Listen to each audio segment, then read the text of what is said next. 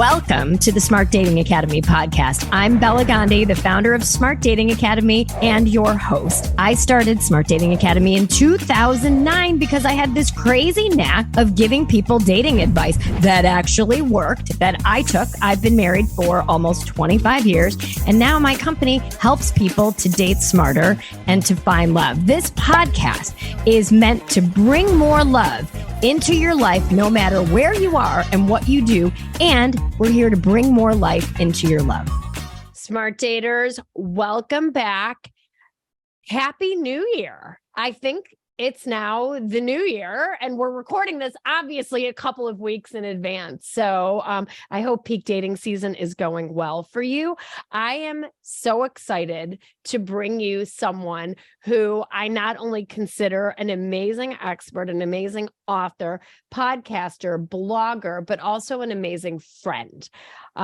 We have 1,000 connections between our friend groups, and I'm very lucky to have her in our pool of resources. And I'm happy to have Jackie Pilossoph with us, who is the creator of the Divorced Girl Smiling community, amazing author, former present journalist. She does a lot of amazing things. So without further ado, I'm going to welcome Jackie on here for this episode that I want you all to get your notebooks out, because we're going to be talking about the top 10 possible reasons why you didn't hear back from someone you thought you had a good date with. Jackie, welcome to the Smart Dating Academy podcast. Bella, thanks so much for having me. This is going to be really fun.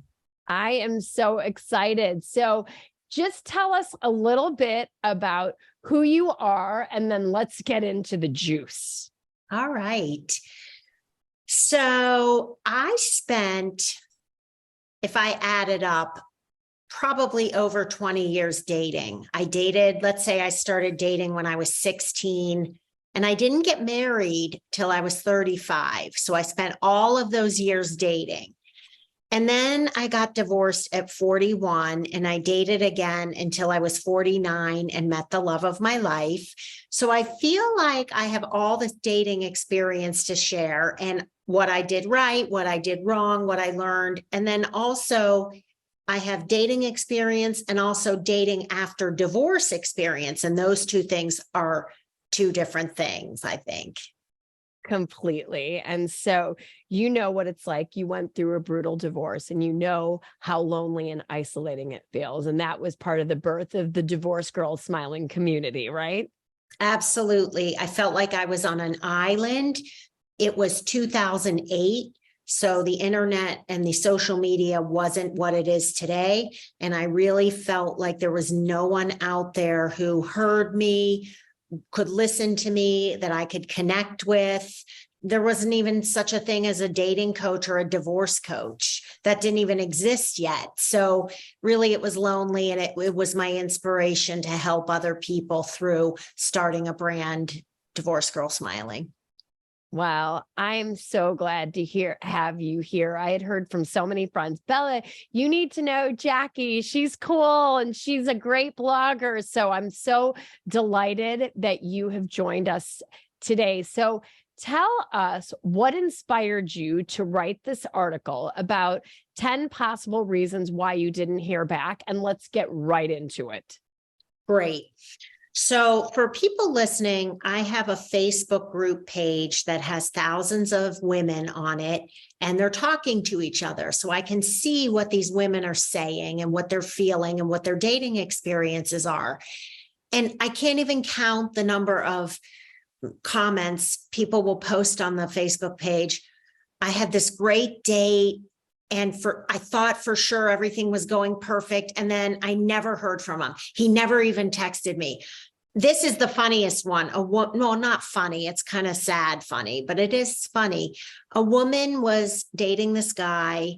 They went out on a couple dates. On like the third date, they went shopping. She's trying on clothes. He's telling her what he likes. Everything's going perfect. He says, "Oh, hold on. I'll be right back. I have to go outside for a second." never came back and never contacted her again. Now, I just said that was funny, so now I sound like a horrible person. That's not funny. It's just so shocking. Why would somebody do that? And so I think there's a lot of pain out there from women who are dating. And, when someone doesn't call back, it feels very personal and it feels very awful. And you think to yourself, your first gut instinct is, what did I do? What did I do wrong? And that's something I hope today, Bella, you and I can tell people that it's not you. There are so many other reasons why you might not have called. Okay, I love that. So tell us reason number one. All right, but before I get to reason number one, I want to say one thing. I think if somebody doesn't contact you after the date, that it's really kind of rude. So I guess the reason why I'm telling you this is I think that if you go out with somebody and you don't really think there's a love connection and you don't want to go out again, at least send a nice text, thank the person for dinner, or just say, just be honest and say, I'm not in a place right now to date, or whatever you're going to say, because then you're treating the person with respect. And all that good karma is going to come back to you. Don't you think? I love that. I love that. And especially if you have been out on a date, like people ask me all the time with online dating, like if somebody messages me, do I have to say thanks, but no thanks? Like, no, if somebody has just messaged you and you're not, and this person isn't a good fit, save your energy for people that are a good fit. But I completely agree with you.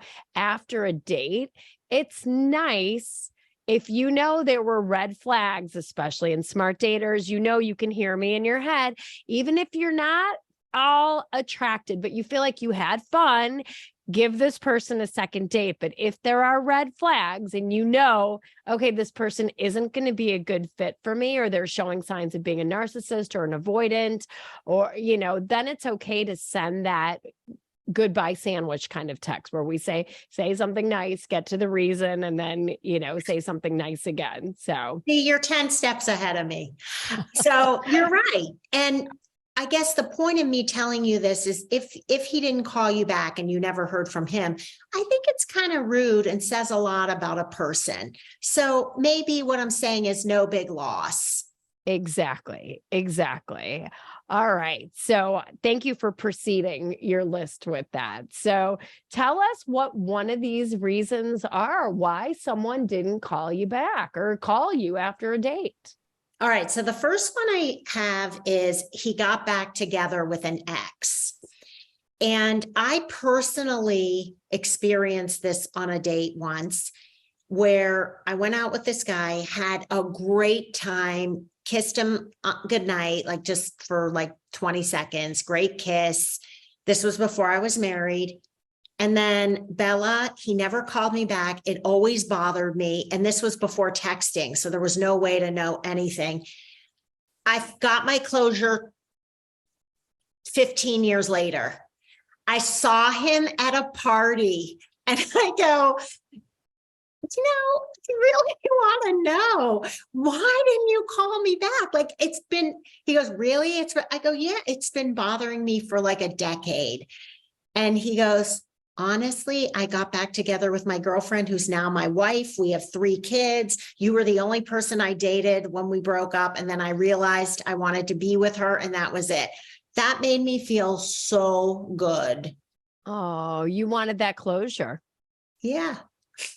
All right. Well, that's a good, you never know, you guys, if someone didn't call you back. And maybe it's like Jackie, this is, a bug that's been on you for decades, right? Or it could have been last week. You just never know where someone is. So that's a great ostensible reason. So what's reason number 2?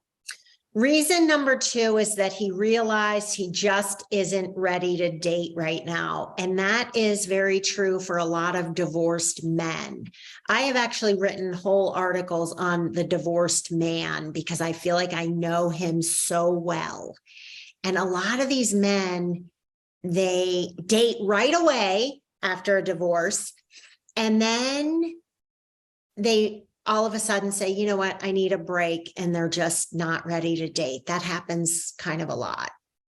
It does. And we coach men as well as women. And that absolutely, sometimes we realize, or divorced men or widowed men, we have them both, right? And sometimes guys are no different to some extent. Feelings are feelings. We're all human beings at the end of the day. And sometimes they've heard too many no's, right? They've realized, oh my gosh, maybe I'm not yet over my ex, right? Whatever it is, maybe I'm not over my deceased partner, and they need to take a dating break. And it has nothing to do with you. They just realize they have some other things to work through. And a lot of times, I'll tell you, I'm not going to speak for all men, but women have other women to talk to, right? And we get a lot of our therapy from the women in our villages, in addition to seeking out therapists and coaches. Men, unfortunately, sometimes they don't do any of that. They don't know to do any of that. The women, we are everything to these guys sometimes. We're their therapists, their wives, their girlfriends, their partners, their best friends, and they're left isolated, right? And sometimes they go on dates and they're like, oh my God, I don't know what just hit me, but that didn't feel right. So it's not about you. A lot of times it is about them, and they're just not ready, and something in them just flipped over the edge. So bless and release those guys. And do you really want to be with someone who is in that state right now? No, let him get the help he needs, get it together. And you could meet up with him months or years later, and it could work out. I've heard of stories like that too. 100%. I have clients that have been ghosted by someone after 5 great dates. They hear from that person again, and that person will say, I wasn't ready to date you back then, but I've done my work and now I'm back. And I'm like, okay, are they a ghosting risk again? As their dating coach, I make these guys jump through hoops of fire for 3 to 6 months before we get exclusive with them again. But there are guys that know at that point, I'm not ready for you. You are too amazing for me. And I've got some issues that I need to work through so that I can be comfortable dating somebody as smart, successful, and as together as you are. And it does happen. And isn't it good that they're realizing it? 100%. Now, I'm not saying all guys, but there are those gems of human beings that are like, well, I can't date you because I think you're like so much and you're more successful, or you're like, I've swam out of my lane so much that I've got issues where I feel like I need to date down. Those guys, some of them never get over that, but some do say, wow, the common denominator in this is me. So I need to go out and do some work on myself, and then they come back. So absolutely. And I'm sure there's so many women listening to this who are super successful professionally. And that's really hard, being in the dating scene with being someone who's really professionally successful. It intimidates a lot of men, sadly.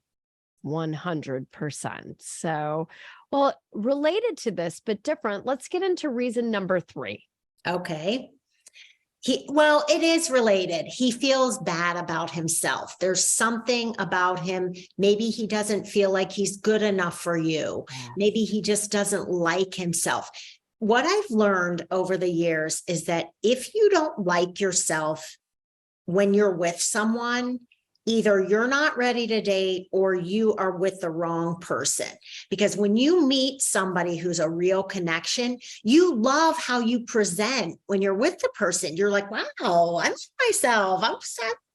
I feel good. I look good. And it emits.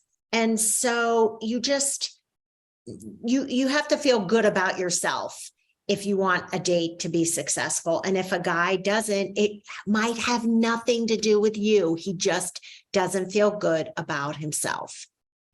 And is there a way to know that when you're on a date with somebody? It's interesting because people disguise it so well. Don't you think, Bella? Like the most cocky people really have bad self-esteem sometimes.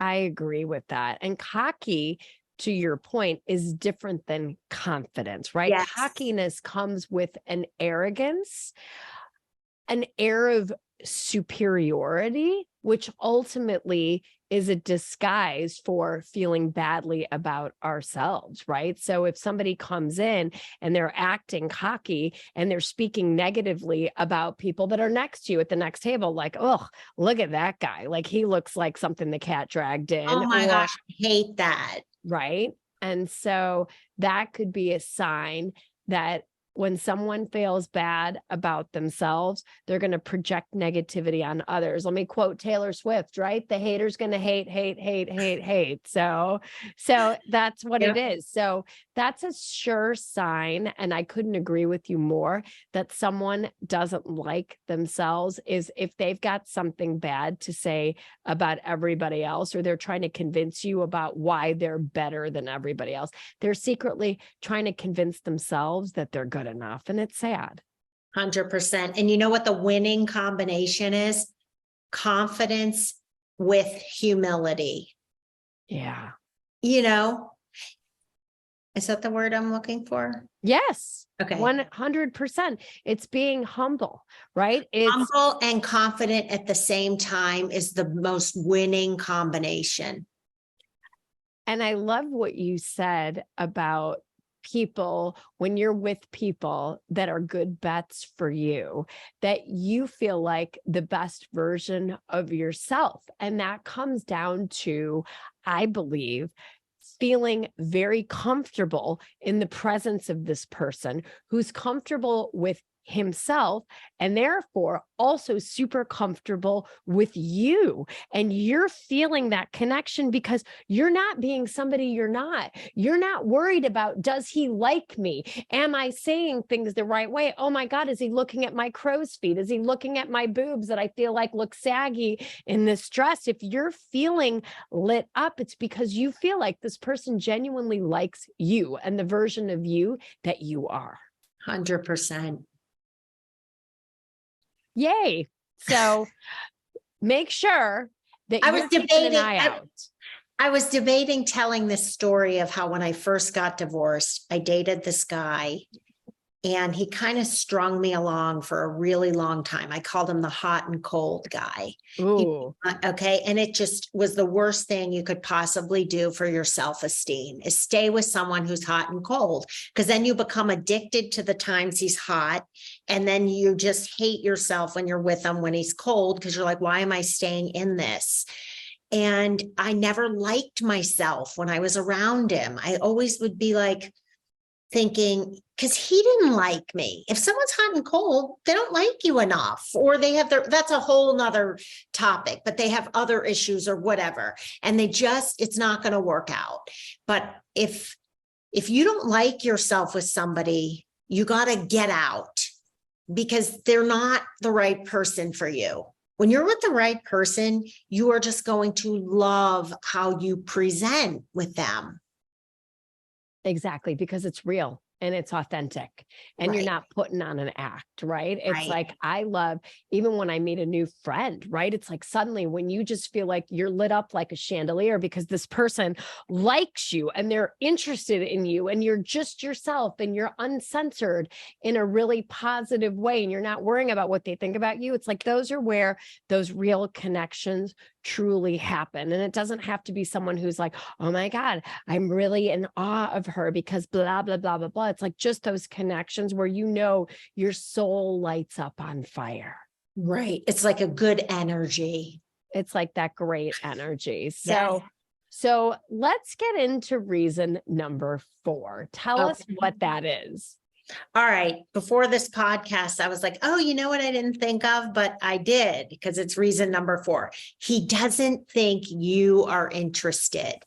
And people listening are probably thinking, oh, no, that's not true. This guy had to have known. No, it could have been that he really didn't think you were interested. And how do you know, like you and I were talking about this a little bit, and you guys, this happens. And Jackie, maybe you have a good story because you seem to have all these great dating stories. And I can tell you there are times, and again, this gets back to, was he maybe feeling badly about himself? And he had I've had so many women say no to me when I've asked them out. I have guys that'll come to me and they're like, I'm the 4-date wonder. Like, I can get to the 4th date, but as soon as it gets to the 5th date, the bottom falls out. And when you start to look at anything, including yourself, with those lenses, you tend to not behave like yourself. And you're going to view anything that happens on that date through that negative filter, right? So again, we're not saying it's anything you did to make him think you're not interested. That probably comes down to a story that he was telling himself about himself or about you and how you've reacted. So here's the antidote that Jackie and I were discussing before this podcast. How do you know if someone was interested or not? So I'll get right into my kind of antidote if you're good with that. Yeah, that's what I was waiting for. So we have this happen, obviously, at date coaches at Smart Dating Academy all the time. We've got hundreds of clients, and sometimes it's like, oh my God, I thought it was such a great date, but I haven't heard from him. It's been a day, it's been 2 days, it's been 3 days. We're like, okay, what you're going to do at that point is say, number one, tell yourself, it's okay for me to make the first move. Okay, if I haven't heard from someone, and if you in your gut felt like it was a good date, right, and you're confused, send what we call the nudge text or the nudge email, right? Whatever that is, or a nudge phone call, whatever it is. But it's, let's say you had a great date with someone named Mark at Starbucks, and you grabbed coffee and it was easy conversation. It was fun. And you really felt like you were the best version of yourself. And you're like, yes, I would love to do this again. You did all the things right. And you haven't heard from Mark. So this actually happened to a client of mine. And so at the 3-day mark, she was devastated and she hadn't heard from him. And she said, what do? I thought it was such a great date. I said, send him a nudge text. And so she's like, I can't do that. I'm the woman. This is his responsibility. He should be doing this. He probably doesn't like me. I can't stand more rejection. I'm like, let's take off all of those negative Nelly glasses and just say, I've got nothing to lose at this point because I haven't heard from him, right? So let's say, hey, Mark, I just drove by the Starbucks where we met, and a funny, like, I couldn't stop thinking about our discussion about koala bears, and one popped up on my Instagram feed, and I was thinking they might have been present on our date, right? So hope you're having a great week and surviving the blizzard. Okay, so now she took the steering wheel into her own hands. I had to basically harangue her into doing this text. 5 minutes later, you guys, she got a text back from him, and it said, it's so good to hear from you. Would you like to go out on Saturday? Guess what? They're now married because of the nudge text. And you know what happened? He was so shy and he had heard so many no's, and he just thought, you know what? I'm sure she didn't like me. And he did nothing. He dropped the ball. And so what my client did by sending that nudge text was tell him, I did like you. I did have a good time. And she had 50-50 odds. And I said to her, if he doesn't text you back, then we have our answer. Or if it takes him 5 days to text you back. But if he does like you and he thought you didn't like him, he will take the ball and run with it. And that is exactly what happened. 100%. And actually, I have a very similar story because I sent a nudge text that resulted in an 8-year relationship where I now live with I call him my love of my life. And basically we went out to dinner. We had a great time. I mean, fantastic first date. At the end of the night, we did a little 10-second kiss, no big deal. Got a nice text from him the next day, and then nothing. And then it gets to be like almost a week. And I'm like, I was going insane. I call my girlfriend and I go, what should I do? I'm going crazy. And she's like, text him. And of course, my first thing, I'm like, I'd rather die.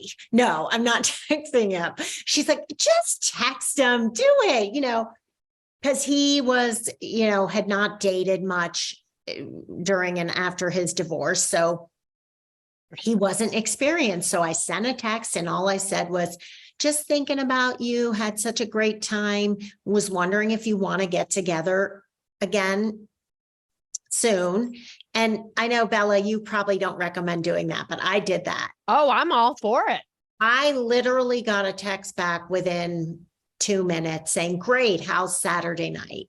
And really, we always joke about it. And I'm like, what if I wouldn't have sent that text? And he just said, I was really shy and I didn't really know what I was doing and probably didn't have the confidence at that point, just was kind of nervous, didn't really know what he was doing, but he's like, I would have texted. And I'm like, okay, whatever. So that is my story. I sent the nudge text and I've been happy for almost 8 years. And you guys, I can vouch for the fact that he's an amazing guy because I met him coming out of my car at a common friend's birthday party. So Jackie's definitely found the lid to her pot. He's adorable and so nice and adores you. So thank goodness for your girlfriend who had you send the text. I know. It's true. That's awesome. So for people listening, it's going to happen to you too. 100%, you guys. Remember, psychotic optimism. Okay. Love exists for me. It's a when, it's not an if. Jackie found the lid to her pot. I found the lid to my pot. Hundreds, thousands of our clients have found the lids to their pot. And just because you haven't yet, love is coming to you. New year, new you, right? You're listening to this and remember, 2023 is going to be a good year for love. And just because it hasn't happened yet, it will. That's why the word yet is yet. It's going to come to you. So keep the faith. The fact that you're listening to this episode tells me how motivated you are to make some changes in your dating life. So we are spreading our fairy godmother zhuzh, and I'm sending it through the listening wires right now for you to know that love is out there for you. All I can't tell you is the exact date and year that person will arrive. But if you keep doing the things and educating yourself by listening to conversations and podcasts like these, you will find the lid to your pot. So, okay, done with that. And what I want to say to people is that you can only control what you can control.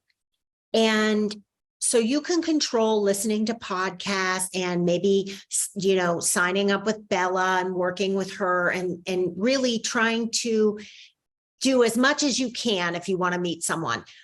After that, it's all up to fate, and just have faith because good things happen to good people and it will happen to you. You just have to have faith and realize what you can control and what you can't. Exactly. And what you can control is having the right mindset, having the right strategy, and having the right stamina, you guys, and to know love is going to come to you. And if you need to take a break from it, but it will definitely come to you. And there's just no doubt in my mind or Jackie's mind about it all. So with that little PSA for psychotic optimism and having the right mindset into 2023, let's get into reason number 5, Jackie. Why someone might not have contacted you. This one, I don't know. What do you think of this, Bella? He lost your contact information. So, I have one word, serendipity. I mean, it's one of my favorite movies, and that's exactly what happened. But do you think it's real? Well, I was going to ask you, do you think this is on your list? Has this happened? Do you think this is an ostensible reason in today's day and age with cell phones and dating apps? Like, I feel like if somebody got their phone stolen, there's no way they would have your contact information at that point, right? 100%. And also, okay, so there's 2 schools of thought. The first one is if someone wants to find you, they'll find you. Remember that movie, He's Just Not That Into You? And the guy said, I once called 57 Jenny so-and-sos to find this girl that I loved. And, so in today's day and age, you can Google someone to find them. You can really get in touch with them. But I do think, especially with older people, maybe not so much. And maybe somebody lost your contact or lost their phone. And, maybe it's a remote possibility, but it does happen, I think.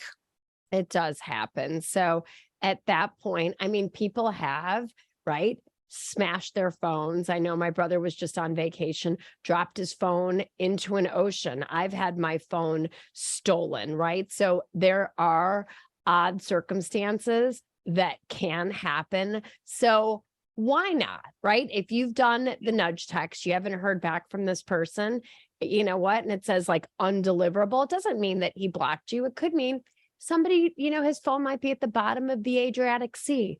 And, there's just something karmic about that. And if it's meant to be, it's going to happen. So why not imagine the best possible scenario, right? Exactly. He's dying to contact me and he's searching the earth and calling 57, Jackie Pilossoph to find the right Jackie Pilossoph. I think there's only one. Right. There is certainly only one. Is there any other Bela Gandhis? There is. There's a pediatrician in Columbus, Ohio, because when I've Googled myself, as you all should do, again, dating PSA to yourself, Google your first name, last name, see what comes up. There is a pediatrician in Columbus, Ohio. So I am not the only one. And certainly there's going to be more if two are even Googleable. Right? Is there another Jackie Pilossoph? No, nowhere. Wow. All right, ladies and gentlemen, if you're looking for a great name, Jackie Pilossoph is untaken besides the only who's on this podcast. So let's talk about reason number 6.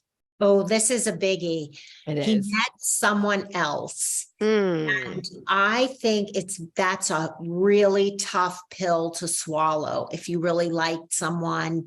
And now you're thinking in your head, you're playing this whole thing in your head, a movie about him with this other girl holding hands and the music's playing and he's all happy and everyone's with someone unhappy except you're all alone. So don't go there. That's just not worth it. And it's just unhealthy to do that. But I think it's very common when people start to date, they're dating a couple different people and then something just clicks with someone. And maybe that's the reason he never called. And listen, how can you take that personally? You just dated someone else's husband. That's all. Wasn't meant to be. It wasn't meant to be. Exactly. You dated someone else's husband. I love that, right? The universe has a path for this person and you're not the wife and it's okay for that. So, and realize as much as we've talked about, and I know last week when we did our 5-episode drop, we talked about creating a dating funnel and how you should date multiple people at the same time, right? And you're educated because you're listening to this podcast, but there's a lot of people that don't know that, if you've had 2 or 3 good dates with somebody, it doesn't mean you could, should, or would want to turn off your dating funnel at that point. But again, nobody's taught how to date, you guys. Nobody has sat through the course that I think we should have all done, which maybe someday I'll get around to doing with Smart Dating Academy, is what should we all learn at 16, 17, or 18 about dating and how we should do this? You don't have to unplug just because you've been on 2 or 3 good dates with somebody. And it's not disingenuous to do that, but especially when we've come out of a marriage, maybe we're freshly out of divorce, we've been monogamous with a partner and we can't fathom, oh my gosh, well, if I had 2 good dates with Jackie, I can't go out with Marla on the 3rd date because that is like cheating on Jackie. And we're here to say, no, it's not. You're not. You've been on 2 dates with her. Maybe you've spent 3 cumulative hours, which is not even the time between breakfast and lunch. Okay. You don't have to make that decision right now. So people don't know how to do this. So it is reasonable that he might say, well, maybe I'm more serious about this other person at this point, so I'm going to have to cut you off. I see things happen every day with smart daters that come back to silly things like this. It's like, he told me he can't date anybody because he's been on 3 dates with this other person and he wants to see how it goes. I'm like, just give him my number. And you know what? That's such a good point, because what if you date someone and the reason it's going so well is because you realize much later that you were in a really healthy, good place. You could have clicked with anybody because you're just really in a great place and everything is just so positive. So to limit yourself to one person, even if you really, really like the person, you'll know when it's time to commit. Don't you think?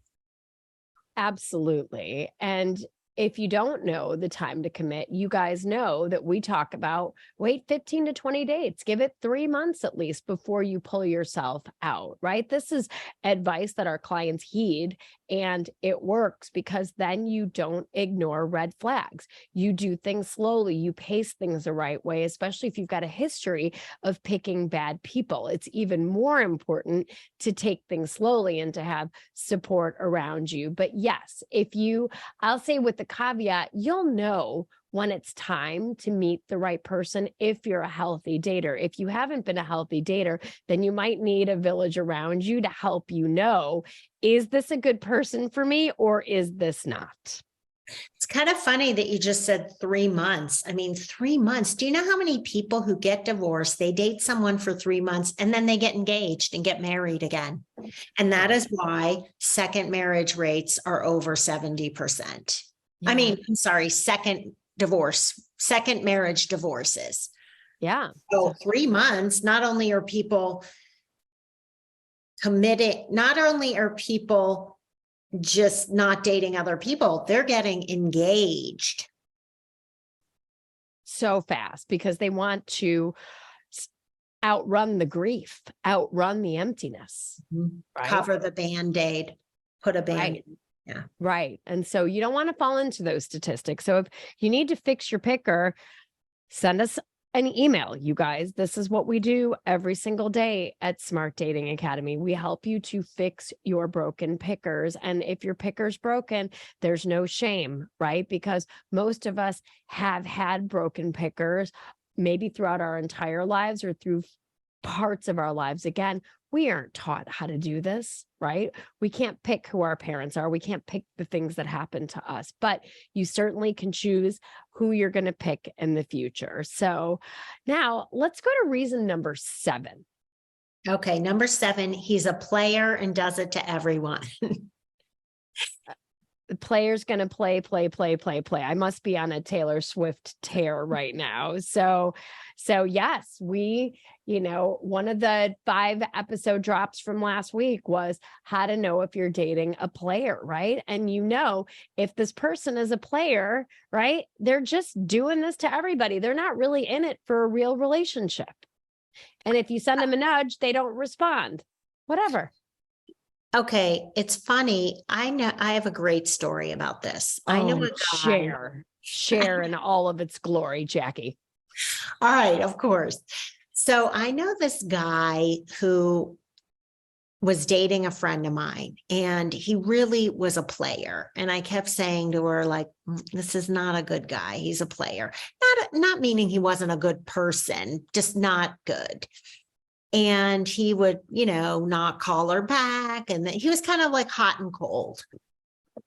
Then they stopped seeing each other. And a few months later, another friend of mine says, I'm dating this great guy. I think we're in love. It's been like a month. We are just so happy. He calls me every night. He wants to spend time with me. He's taking me on vacation. It was the same guy. Oh my And God. so I said, well, it's either that something happened where he's in a better place, or it was just the person. He met someone who he was really willing to commit to in a much different way than the other girl. Not because the other girl, there's something wrong with her. It just wasn't a good fit.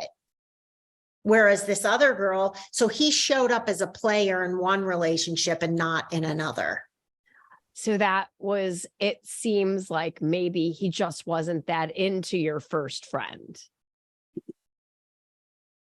Yeah. I mean, for whatever reason, he, whether it was just he was not interested, or maybe he did some work on himself before he dated the other girl. I don't really know. But again, can't take it personally.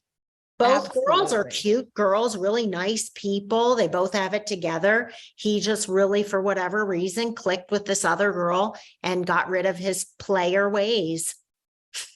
Well, I can tell you that doing what we do at Smart Dating Academy, Lindsay, Eileen, and I, between us, we have giant spreadsheets, and we do see people that are narcissistic, avoidant, or players. And if that person who's on our skull and crossbones list comes up with another client, we're like, no, you cannot date him. And this is why. And they're so grateful to know that, like, oh my gosh, he did that to one of your other clients. It's like, yeah, right. So this is a bad bet of a person. So we've seen people that are truly like the bad apples. So we have a do not date list. Oh my gosh, a DND. But okay, wait. Do you ever see somebody change though? Is it possible? Not with those DNDs. So we have enough data that we've collected, because these people tend to continue to, like whack-a-mole. You think they're out of the dating pool, then they come back up again. And I've had Smart Dating Academy for 13 and a half years. So that's a long time to be able to see what a person is doing. And sometimes the things people have done are so egregious to some of our clients that we're just like, right, this person goes on a you're dead to us list just as a human being. Like, that is so 7 sigma from what's okay or normal. Okay, maybe my player guy's on the DND list at Smart Dating Academy. He might Is it like, is his name RM? No, I'm just kidding. We've got many people on the list. I'd have to go in and see if he's on the list with his photo. So too funny. So, all right. Well, let's players, if you need to know the signs of a player, go back to last week's episode saying, are you dating someone? What are the signs of a player? So it's all there for you. So let's talk about reason number 8. Okay, so reason number 8 is just bad timing. And either maybe he got really busy at work or started traveling, or, something happened with a family member. It could be anything that has made his life change, and it just turns out to be really bad timing. Yeah. Yeah. Well, it's funny. I have a good client story about that. I had a client that went on a spate of first dates, and she's beautiful and lovely and an attorney. And she was in maybe her late 40s at this point, had never been married. And she was like, Bella, I swear to you, I have gone out with guys that are so much older than me that they have walked into the date with a cane. I'm like, oh my God. So she was really casting her net out super wide. She's like, even the guy with the cane has not asked me out for a second date. So she was like, I'm so done with this. So she said, I'm going to take a dating detox. I said, okay, that's fine. Let's take off 2 weeks. And it was right around the holiday season. And so she woke up on Christmas Eve to a message from a guy named Brian, who was in one of those. We had a great date. I sent a nudge. I didn't hear anything back. Like, what the hell is wrong? And so he said to her, to your point, I am so sorry that I didn't contact you 8 weeks ago after our first date. It's the best first date I've been on. I mentioned during that date that I was probably going to start my own business. And I want to let you know that since our date, I quit my job. I started my business. I couldn't apologize more. And I would love to take you out on that second date. And she texted me. She's like, what do I do? I'm like, go on the date. They are now married. and they live in Austin, Texas. So the timing was really bad, not excusing the fact that he didn't say, timing's really bad. Can I get back to you? He should have, but he knew it and he took accountability for his actions, right? And they're now married and he's an amazing partner to her. He sounds like a good guy. And I bet the business is successful. Totally.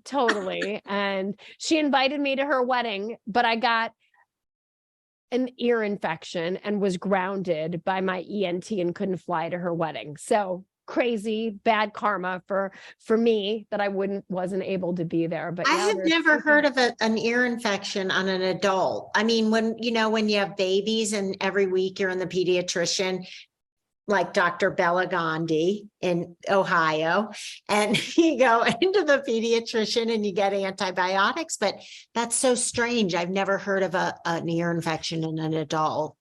I have eustachian tube dysfunction, which basically was caused when I was pregnant with my son, Max. I was telling him he wrecked my ear, poor Max, because I flew with the cold and now my ear has never been the same after that. So I get ear infections. To your point, it's very uncommon, except if you have eustachian tube dysfunction, which I do. So it flared up again around this client's wedding. So boo hoo. Now, Bella, I know this isn't on the subject of dating, but is it really painful? Because you know how babies like scream and cry?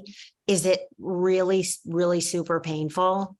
It's not painful as much as it is annoying, and my ears pop a lot. And sometimes I can feel fluid. It's kind of like if you've been swimming, you can feel like water caught in your ear. So it's not amazing by any means. So I go to this immediate care clinic around me and they're like, maybe you should see an ENT because the last 5 times you've been in here, you've had an ear infection. I'm like, well, I kind of know what the reason is if you read further in the notes. So kind of funny, but thank goodness, knock on wood, it hasn't been painful yet. So then I wonder why these babies cry like that for so long, Yeah, because it is really painful. They have horizontal eustachian tubes, right? So everything gets so caught and it's inflamed, whereas adults, ours develops more of a slope. So in my next life, you're not Bela Gandhi? I know. I play a doctor on TV. Exactly. I have 2 parents with health issues, and I thought I wanted to be a doctor when I was in high school until I took AP biology my senior year. And I was like, yeah, no, I can't do AP bio. I don't think I'd be good in medical school. And thank goodness, because now I'm a dating coach and I have the best job ever, way better than me being a doctor. So, but I still do like health stuff as my personal passion and hobby. So let's go to reason number 9, my dear. All right. Reason number 9 is baggage. What does that mean? So, I always say to my DGS community, everyone has baggage. Just because you're divorced, it doesn't mean you have baggage, and people who are never married don't have baggage. Everyone has baggage. But when it comes to dating, if someone has baggage that they haven't dealt with, and I have a good friend who says, has he done the work? That's her thing. And by doing the work, meaning going to therapy, maybe going to a divorce coach, maybe a dating coach, the work where your baggage is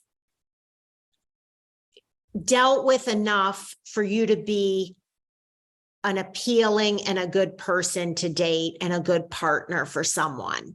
So everybody has baggage. Baggage isn't the bad thing. The bad thing is not dealing with the baggage or dealing with the baggage in an unhealthy way, such as alcohol or sex addiction or anything that's unhealthy. A healthy way to deal with baggage is to do what we're doing, listen to these podcasts, go to a dating coach, go to a therapist, maybe a divorce coach, and deal with your stuff. Do the work so that you can present and find a really meaningful connection. And so the whole point of me saying all this is that maybe he didn't call you back because he's got some baggage, it's messing him up, and he just can't cope. Exactly. And, attachment issues can come into play, unresolved issues from childhood attachments to parents, right? Fears, right? Not feeling good enough. That's all baggage that comes to the table. And it ultimately comes down to fear. And if somebody is afraid of a relationship, they're not a good bet for you no matter what. They can be a great human being, a great friend, maybe a great father to his children, maybe a great boss, but in the romantic realm, they're not a good bet for a relationship. And if that person has never been in therapy, has never been in coaching, seems angry, seems distant, seems flaky to you, that's probably a person that's carrying around two really heavy trunks of stuff. And to Jackie's point, we all have stuff, right? But you got to have somebody say, here's the stuff that's in front of you, and open up the stuff and start to maybe lighten the baggage, right? That's what the work does, as we get to put some things in our backpacks out because we've now looked at them, resolved them, and we can put them to the side, right? But we've all got that baggage. It's how heavy is it? And the weight of the baggage is determined by the amount of work that we've done. And some other baggage issues are like, if a guy's sitting there, he might be thinking, my wife left me for another man. All women leave. I'm not trusting someone. That could be baggage. Or, That's baggage. I've been hurt way too much. I'm not going to put myself in this position again. So, it could have nothing to do with you. Maybe the person really liked you almost too much. Yeah. And they just now can't cope.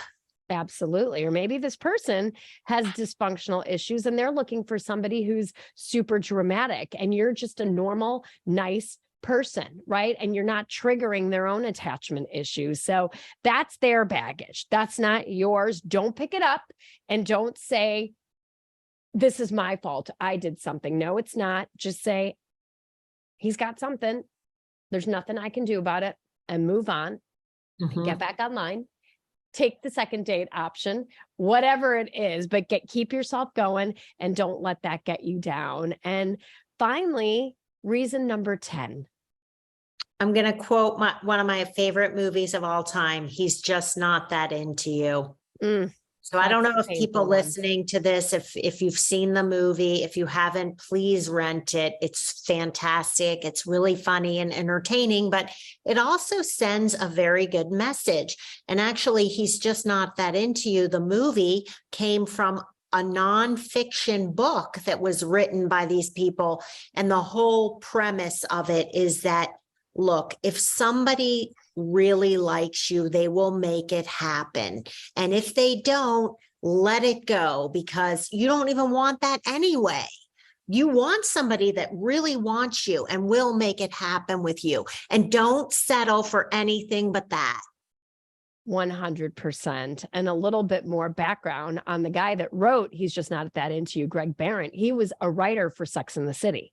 And so he would start to field so many questions. He's like, I would sit there at work, working with mainly women producers, and listen to all of these travails, how they would talk to each other, and how women will be like, oh my God, it must be blah, blah, blah. It must be blah, blah, blah. And he was like, I can tell you as a guy, that dude is just not that into you. Move on, right? Even if it's reasons 1 through 9 and you don't hear from him and you've sent the nudge text and he's got baggage and the this and the that, at a certain point, move on. If he's not that into you, here's what I tell our clients at Smart Dating Academy, women that are looking for men.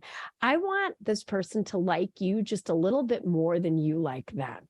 Right? It's probably advice your grandmother might have given you. And yet it's so true, because if you think about like a scale, if he likes you 51% and you're 49%, what that means is he's going to treasure you, adore you, and move mountains to be with you. A man that wants to be with you, and Jackie, tell me if you agree, will move those mountains to be with you. Absolutely. And I actually think, did you talk to my mom before you just said that?